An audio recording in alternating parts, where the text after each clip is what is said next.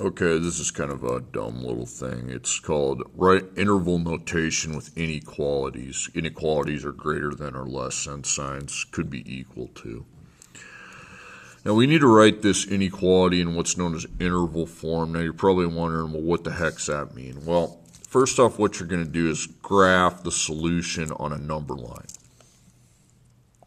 Okay, so that's a greater than sign. -7 is the critical value.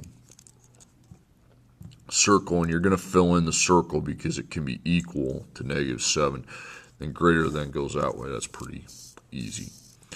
Now here's what you do to write interval notation. First you put a comma, and then you got a left side and a right side. Now your arrow's going to the right.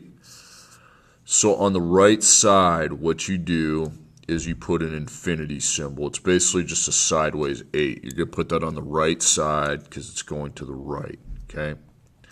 And it's positive, okay? Then on the left side, you just put -7. Now, that's not it. Here's another thing that needs to be done. You need to put either parentheses or brackets around these. The inequality just has a parentheses, okay? Because you never actually can reach. You don't know what number you would reach, okay? It just goes on forever. Now, -7, the circle's filled in, it's closed, so you don't put a parentheses, you put a bracket, a brace, okay? And that's interval notation.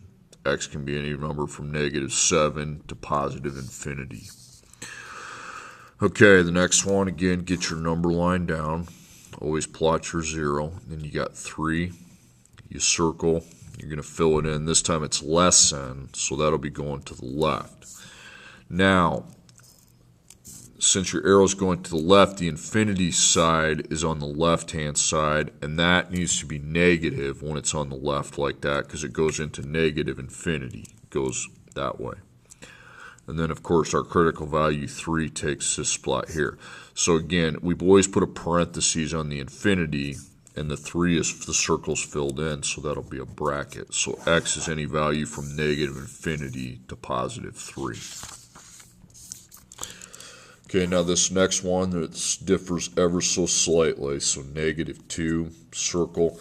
Now you're not going to fill in the circle this time because you can't be equal to -2, only greater than. Okay, so I set up my comma. It goes to the right, so I put the infinity sign on the right of the comma, and it's positive infinity because that's positive. And then -2 goes over here. Now again, you always put a parentheses there. Now this time -2, the circle's not filled in, so you put just another parentheses. So it can go from -2 to positive infinity, but it can't actually be -2. Okay, and then this one, same way. Okay, you got your 7.